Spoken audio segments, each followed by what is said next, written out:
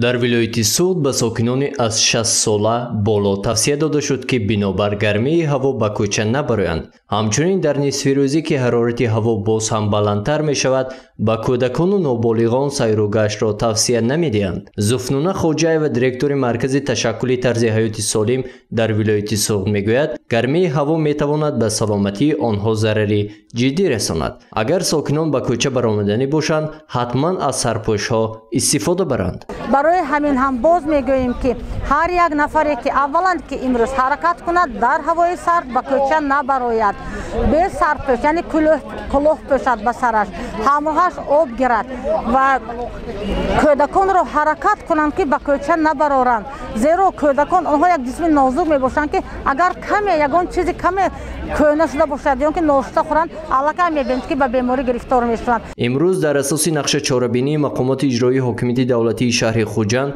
در موضع ریگستان بازار پنجشنبه همایش تحت عنوان سلامتی ملت بایگری ملت برگزار گردید.